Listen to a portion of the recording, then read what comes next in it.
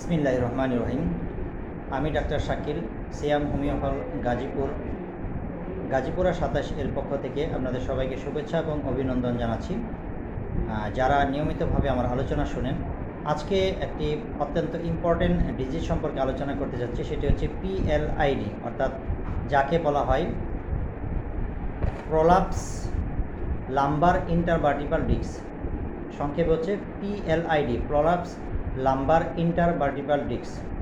এই বিষয়টা কি এবং তার অ্যানাটমি, ফিজিওলজি এবং তার সাথে রিলেটেড সিমটমসমূহ কী কী আসে ডিটেলস আলোচনা করব, এবং হোমিওপ্যাথি ক্ষেত্রে যে আমাদের সবচেয়ে রিজনেবল এবং সবচেয়ে গ্রহণযোগ্য ট্রিটমেন্ট রয়েছে সেই বিষয়টি নিয়ে বিস্তারিত আলোচনা করবো ইনশাআল্লাহ। বন্ধুগণ, আমরা যদি লক্ষ্য করি যে এই PLIDর মূলত তার যে ভার্টিব্রাল কালাম যেটা রয়েছে, অর্থাৎ তার মেরুদণ্ডের মধ্যে যে হাড়গুলি রয়েছে, অর্থাৎ তার সেই উপর যেখান থেকে আমরা সার্ভাইকেল রিজন থেকে শুরু করে যদি আমরা স্যাক্রাম এর নিচ পর্যন্ত যেই শির ধারাটা রয়েছে, সম্পূর্ণ মেরুদণ্ডটি রয়েছে, তার মধ্যে মোট 33টি হাড় রয়েছে।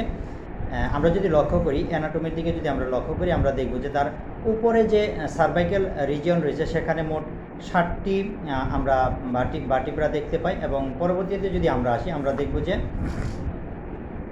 থোরাসিক্স রিজিয়নে আমরা পাই যে 12টি তার ভার্টিব্রা রয়েছে। তারপর রয়েছে লাম্বার রিজিয়নে, যেটা আমাদের আজকে মূল প্রতিপাদ্য বিষয়, সেখানে রয়েছে 5টি ভার্টিব্রা, এবং সর্বনিচে সেখানে রয়েছে স্যাক্রাল রিজিয়নে রয়েছে মোট 5টি ভার্টিব্রা, এবং কক্সিস রিজিয়নে রয়েছে মোট 4টি ভার্টিব্রা। মোট এখানে আমরা 33টি ভার্টিব্রা দেখে থাকি।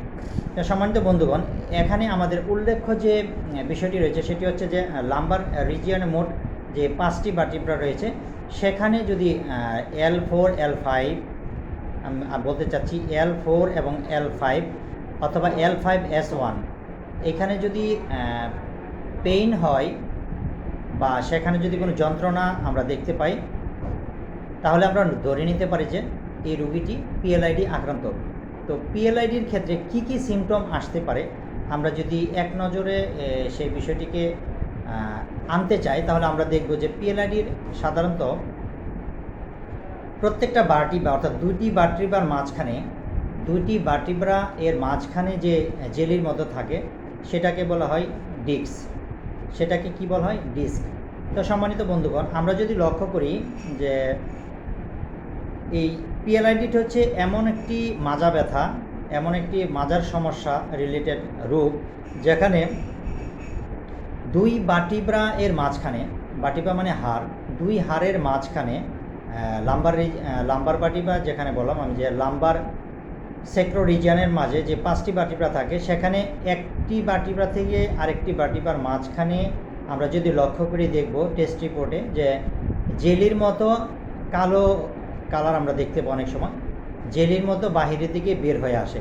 এখানে আরেকটা বিষয় বলে রাখা দরকার, আজকের এই ভিডিওটি আলোচনার উদ্দেশ্য হচ্ছে যারা আমাদের ডক্টর ছাড়াও অন্য যে সকল বন্ধুরা আলোচনা শুনে থাকেন এবং আপনারা যারা এই রোগে আক্রান্ত, তো আপনারা অনতিবিলম্বে দেরি না করে একজন ক্লাসিক্যাল হোমিওপ্যাথিক ট্রিটমেন্টের শরণাপন্ন হয়ে যদি আপনারা এই ক্ষেত্রে সঠিক চিকিৎসা গ্রহণ করেন, তাহলে এই PLID রোগ থেকে সহজে মুক্তি পেতে পারেন। তো যে বিষয়টি বলছিলাম যে আমরা যদি লক্ষ্য করি যে তার যেই লাম্বার রিজিয়নে যেখান থেকে মূলত তার উৎপত্তি হয় ব্যথাটা, সেখান থেকে আমরা দেখব যে যদি আমরা লক্ষ্য করি, আমরা সেখানে দেখব যে তার এই ব্যথাটা হয় কি কোমরের যে স্থানটি রয়েছে সেখান থেকে ঠিক ব্যথাটির উৎপত্তি হয়ে থাকে, এবং সেই ব্যথাটি কি হয়, পায়ের দিকে এক্সটেনশন হয়। কোমর থেকে ব্যথাটা শুরু হয় এবং পায়ের দিকে এক্সটেনশন হয়। খুব ভালো করে লক্ষ্য করবেন যে আমরা কি কি সিমটম পাই। প্রথম আমরা দেখি যে তার কোমরে ব্যথা হয়, সেই ব্যথাটা কি হয়, extend to the under side, অর্থাৎ নিচের দিকে তার পায়ের গোড়ালির দিকে সেই ব্যথাটা এক্সটেন্ডিং হয়, চলে যায়। এবং অনেক ক্ষেত্রে আমরা যদি লক্ষ্য করি, আমরা দেখি কি একটা নামনেস বা অসাড় বা প্যারালাইসিস মতো এরকম একটা কন্ডিশন হয়ে দাঁড়ায়। রোগী কিন্তু হাঁটাচলা বা চলাফেরা করলে কিছুটা তার এই যন্ত্রণাটা বাড়ে।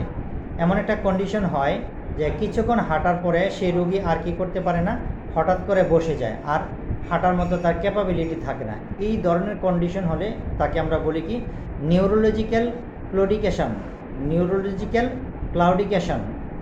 এই সিমটমটা আমরা অনেক রোগীর ক্ষেত্রে দেখে থাকি যে রোগী হাঁটাচলা করতেছে এবং কতক্ষণ হাঁটার পরে কি করতে পারে না, আর সে হঠাৎ করে বসে যায় আর হাঁটতে পারে না। এই সিমটমটা আমরা এই পিএলআইডি রোগীর ক্ষেত্রে দেখে থাকি। তো যদি এই রোগী বেশি হাঁটাচলা করে তাহলে তার রোগের বৃদ্ধি ঘটে থাকে। এই জন্য সব রেস্ট পজিশন বা শুয়ে থাকলে সে অনেকটা আরাম অনুভব করে। আমরা জানি যে কর্মজীবী যে সকল মানুষ রয়েছে এবং মধ্যবয়সী যে সকল ব্যক্তিবর্গ রয়েছেন তাদের ক্ষেত্রে বেশিরভাগ ক্ষেত্রে এই রোগে আক্রান্ত হয়ে থাকে। তাছাড়াও আমরা যদি যে বিষয়টি আলোকপাত করলাম যে যদি আমরা এই ধরনের নার্ভের প্রবলেম পাই, আবার বলছি যে ভার্টিব্রাল ক্লাম্প দুই ভার্টিব্রার মাঝখানে যে ডিস্ক রয়েছে, আমরা জানি উপর থেকে ছোট ছোট যে নার্ভগুলি নিচের দিকে নেমে আসে, পায়ের দিকে নেমে আসে, সেগুলি কোনো একটা স্থানে এসে যখন একত্রিত হয়ে একটি কি হয় বড় ধরনের নার্ভে পরিণত হয়। ছোট ছোট নার্ভগুলি একত্রিত হয়ে তখন কী হয় বড় নার্ভে পরিণত হয়।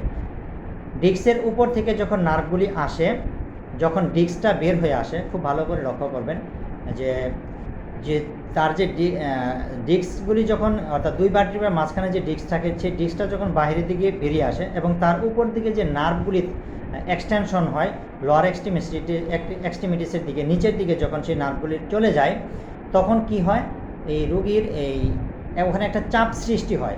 চাপ সৃষ্টি হলে কি হয় তার ব্যথা হয়। ব্যথা হলে তখন রোগী আর হাঁটতে পারে না, তার প্রচণ্ড যন্ত্রণা শুরু হয়। তো যন্ত্রণা হলে রোগী অনেক ক্ষেত্রে কি হয় এই বসে যেতে বা শুয়ে যেতে বাধ্য হয়। আমরা দেখি অনেক সময় রোগী এসে আমাদের কাছে কমপ্লেন করে যে পায়ের মাঝে জিজি করে পায়ের মাঝে নিচের দিকে কি হয় জিজি একটা ভাব অনুভূত হয়, অসার ভাব অনুভূত হয়। তার কারণ কি, তার যেই আমরা যে বিষয়টি দেখে থাকি তার যে নার্ভগুলি রয়েছে সেই নার্ভগুলি যখন একটা অবশ হয়ে যায়, ব্যথাযুক্ত হয়, তখন তার সেই সেন্সেশন বা সেরকম একটা অনুভূতি আসে যে তার জিজি একটা ভাব আসে। তো সম্মানিত বন্ধুগণ, আমরা যদি এই ধরনের সিমটম কোনো পেশেন্টের মাঝে দেখতে পাই তাহলে আমরা অতি সহজেই বুঝতে পারবো এই রোগীটি কী হয় পিএলআইডিতে আক্রান্ত হয়েছে। তখন আমাদেরকে অতি দ্রুতই যদি আমরা এলোপ্যাথিক ট্রিটমেন্টের শরণাপন্ন হই তাহলে একজন নিউরোসার্জেন্টের শরণাপন্ন হয়ে আমাদেরকে চিকিৎসা সেবা গ্রহণ করতে হবে। আমি বলবো যে সমস্ত চিকিৎসা ক্ষেত্রে আমাদের সফলতা রয়েছে। এলোপ্যাথিক চিকিৎসাগুলি আমরা হোমিওপ্যাথিক চিকিৎসা বলি। তো হোমিওপ্যাথিক ট্রিটমেন্টের ক্ষেত্রে আমরা ক্লাসিক্যাল পদ্ধতি যদি সঠিক ট্রিটমেন্ট প্রদান করতে পারি তাহলে ইনশাআল্লাহ খুব সহজেই এই রোগী তার কষ্ট থেকে আরোগ্য লাভ করতে পারবে। এই ক্ষেত্রে বেশ কিছু ব্যায়াম রয়েছে ফিজিক্যালি, আমরা সেই ব্যায়ামকে যদি অনুসরণ করি 5 থেকে 7টি ব্যায়াম রয়েছে। সেই ব্যায়ামগুলি যেমন পায়ের ব্যায়াম, তারপরে রয়েছে তার হাঁটুর ব্যায়াম, বসা অবস্থায় ব্যায়াম, কিছু যোগা ব্যায়াম রয়েছে যেগুলি আমরা পরবর্তীতে কোনো একটি ভিডিওতে বলে দিব। যদি এই আমরা ব্যায়ামগুলিকে অনুসরণ করি তাহলে আমরা অনেকটা ক্ষেত্রে মেডিসিন ছাড়াও খুব ভালো থাকতে পারবো এবং আরও লাইফস্টাইলের আমাদের কিছু পরিবর্তন আনতে হবে সহজেই। লাইফস্টাইলের পরিবর্তনগুলি কীরকম, তাহলে সম্মানিত বন্ধুগণ আমরা আলোচনা করছি যে পিএলআইডি কী এবং পিএলআইডির ক্ষেত্রে নার্ভে আমাদের কী কী ধরনের সমস্যা সৃষ্টি হতে পারে এবং ফিজিক্যালি আমরা কী কী ধরনের কষ্ট অনুভব করে থাকি এবং এই পিএলআইডির চিকিৎসা সম্পর্কে আমরা আলোচনা করছিলাম। তাহলে আমাদেরকে লাইফস্টাইলের পরিবর্তন আনতে পরবর্তী আলোচনা আসছে যে আমাদের এই পিএলআইডির ক্ষেত্রে আমাদেরকে লাইফ স্টাইলের পরিবর্তন নিয়ে আসতে হবে। কীরকম, প্রথম যদি আমরা দেখি যে সঠিকভাবে আমাদেরকে ওজনের পরিমাণটাকে কমিয়ে আনতে হবে। যাদের শরীরের ওয়েট বেশি, ওজন বেশি, তাদের ক্ষেত্রে এই সমস্যাটা আমরা বেশি দেখে থাকি। তাছাড়াও আমরা যে সকল ক্ষেত্রে সামনের দিকে ঝুঁকে কাজকর্ম করতে হয়, যেমন কোদাল বা দা দিয়ে অনেক সময় কাজকর্ম করার ক্ষেত্রে সামনের দিকে বডিকে ঝুঁকতে হয়, সেই ক্ষেত্রে আমাদের এই মেরুদণ্ডের চাপ লাগে, সেখান থেকে ওই পিএলআইডির প্রবলেমটা আরও বেড়ে যেতে পারে।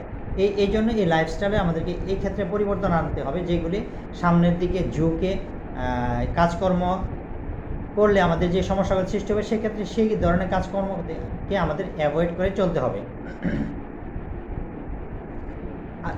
সেই জন্য আমাদেরকে চেষ্টা করতে হবে যে সামনের দিকে যে সকল যোগে কাজকর্ম করার প্রয়োজন পড়ে সেগুলি থেকে আমাদেরকে সহজে দূরে থাকতে হবে, এবং যেভাবে বডি কনস্ট্রাকশনকে সঠিক পর্যায়ে রেখে কাজকর্ম করা যায় সেইভাবে আমাদেরকে অনুসরণ করে কাজকর্মকে সামনের দিকে এগিয়ে নিয়ে যেতে হবে। অনেক ক্ষেত্রে আমরা দেখি মানি ব্যাগকে আমরা এই পকেটের পিছন অর্থাৎ পিছনের পকেটে মানি ব্যাগ ব্যবহার করে থাকি। তো যারা সাধারণত এই পিএলআইডি রোগে আক্রান্ত থাকেন তারা কখনোই মানি ব্যাগকে পিছনে রাখবেন না, কারণ মানি ব্যাগটা ঠিক যেই জায়গায় রাখা হয় সেখান থেকে নার্ভগুলি সঞ্চারিত হয়। তো যখন নার্ভটা সেদিক নিচের দিকে এক্সটেনশন হয়, মানি ব্যাগটা রেখে যখন কোথাও বসা হয় তখন কিন্তু সেখানে একটা চাপ সৃষ্টি হয়, আপনারা লক্ষ্য করে দেখবেন। সেক্ষেত্রে আমাদের একটা ক্ষতির সম্ভাবনা থেকে যায়, এজন্য মানি ব্যাগকে পকেটে রাখা যাবে না। আমরা যখন চেয়ারে বসবো, কম্পিউটারে কাজ করি বা যে কোনো ধরনের কাজকর্ম যখন আমরা করবো না কেন, সেক্ষেত্রে আমরা কী করব, বডিটাকে স্ট্রেট করে বসতে হবে, মাজাকে স্ট্রেট করতে হবে, এইগুলিকে আমাদেরকে ফলো করতে হবে। তো আমরা যদি বডির আপার সাইডটা যখন আমরা এক্সটেনশন করব বডির, আমরা দেখব যে বডির উপর যে অংশটা রয়েছে সেটাকে আমরা স্ট্রেট করে বসতে হবে, এবং মাজা থেকে যেই থায়ের অংশটা রয়েছে সেটাকে আমাদেরকে স্ট্রেট করতে হবে, সোজা করে রাখতে হবে, এবং পায়ের যে অংশটা রয়েছে নিচের সেই পায়ের অংশটাকে সোজা করে আমাদেরকে বসতে হবে। এই বিষয়গুলি আমাদেরকে লক্ষ্য রাখতে হবে লাইফস্টাইলের চেঞ্জিংয়ের ক্ষেত্রে। যেই পাশে আমাদের সাধারণত ব্যথা হয় তার বিপরীত পাশে আমাদেরকে শয়নকালে শোয়ার চেষ্টা করতে হবে, এবং বেশিরভাগ ক্ষেত্রে আমাদের চিনি জাতীয় খাবারগুলিকে এবং মশলা জাতীয় খাবারগুলিকে অ্যাভয়েড করতে হবে, এবং যে সকল খেলাধুলার ক্ষেত্রে আমাদের বডিকে মোচড় লাগে এই সকল খেলা আমাদেরকে অ্যাভয়েড করতে হবে। যেমন ক্রিকেট খেলা আমরা বলতে পারি, ব্যাডমিন্টন খেলা বলতে পারি। এই সকল খেলা যদি আমরা অ্যাভয়েড করে চলি তাহলে আমরা সহজেই এই পিএলআইডি যে কষ্টদায়ক যন্ত্রণাদায়ক রোগটি রয়েছে সেগুলি থেকে আমরা ভালো থাকতে পারবো ইনশাল্লাহ। তাছাড়াও লোড আনলোডের কাজ, লং ড্রাইভিংয়ের কাজ, এই সকল কাজ থেকেও আমাদেরকে দূরে থাকতে হবে যারা এই পিএলআইডি রোগে আক্রান্ত রয়েছেন। তো সম্মানিত বন্ধুগণ, আজকে আলোচনা করলাম যে পিএলআইডি কী, পিএলআইডির সাথে রিলেটেড কী ধরনের সিমটম আসতে পারে এবং আমাদের কী করণীয় কী অকরণীয় এই সকল বিষয়ে আলোচনা করলাম। তো হোমিওপ্যাথিক ট্রিটমেন্টের ক্ষেত্রে আমরা যদি লক্ষ্য করি, অত্যন্ত সুন্দর চিকিৎসা পদ্ধতি রয়েছে পিএলআইডির ক্ষেত্রে। যারা এই রোগে আক্রান্ত, তো আপনারা একজন ক্লাসিক্যাল হোমিওপ্যাথিক শরণাপন্ন হয়ে চিকিৎসা গ্রহণ করবেন। তো যদি কারো প্রয়োজন মনে করেন আমার সাথে যোগাযোগ করতে পারেন, এবং সঠিক চিকিৎসা গ্রহণ করে সুস্থ জীবনযাপন করার পথ আমাদেরকে বেছে নিতে হবে। তো হোমিওপ্যাথিক ট্রিটমেন্টের ক্ষেত্রে আমরা কী মেডিসিন স্মরণ করতে পারি? আমরা সাধারণত কোস্টিকাম মেডিসিনকে স্মরণ করতে পারি, লাইকোপোডিয়াম মেডিসিনকে স্মরণ করতে পারি, লিডাম পালকে স্মরণ করতে পারি। এই সকল মেডিসিনকে আমরা অনায়াসেই স্মরণ করতে পারি, অর্থাৎ লক্ষণভিত্তিক যে সকল মেডিসিন আসবে সেই সকল মেডিসিনগুলিকে আমাদেরকে রোগীর মধ্যে অ্যাপ্লাই করতে হবে, তাহলেই একজন রোগীকে আদর্শ আরোগ্য প্রদান করতে পারবো। সবার সুস্বাস্থ্য এবং উজ্জ্বল জীবন কামনা করে আজকের আলোচনা শেষ করছি। আসসালামু আলাইকুম ওয়া রাহমাতুল্লাহ।